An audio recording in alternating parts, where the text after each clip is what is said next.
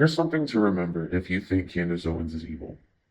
Sometimes the situation, the optics are backwards from what's actually happening. You see this when you're involving a victim and a covert narcissist.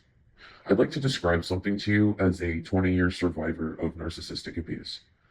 The roles looked very backwards between me and my adopted mother. My adopted mother was the covert narcissist. And due to her traumatic upbringing, like it was no secret that she was really mistreated by my grandmother. I respected that. That's what ultimately led me to forgive her.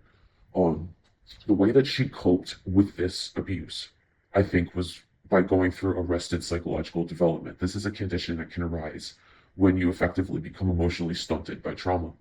And I could sense throughout my life that she was still in like this 15, 16, 17-year-old performative mindset of like, I need to impress mom and dad. So she would constantly go out and do things to make herself look like a prize.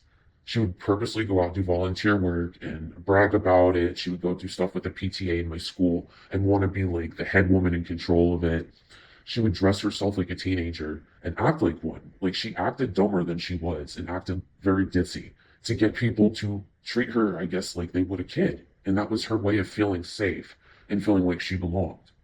But I noticed too, because she did that, it made it very hard to prove what she was actually like behind closed doors. And that's how she actually feels inside, underneath the cloaking, the shell, the comfort of everything that she chooses as her identity. It's just protective. Deep down, she was very disturbed, and I was the one who saw that.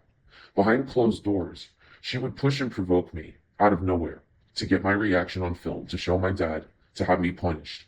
And by the time my dad got home, I was the one who had lost control of my temper. I was not acting rationally because I had been provoked and I had enough.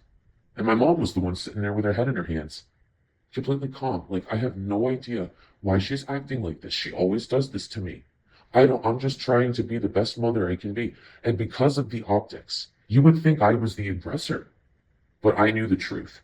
And so I'd like you to remember that when thinking about Candace Owens. To me, as a survivor, what I see in Candace is frustration because the lies are not being dealt with, and because she's disappointed in people who she probably trusted. That's what I feel from her. What I feel from Erica is performative fakeness. And I'm sorry, that's what I feel. That's my opinion. I haven't seen any change to make me rethink that. So, from where I'm standing, Candace is the real one. Let's not demonize her.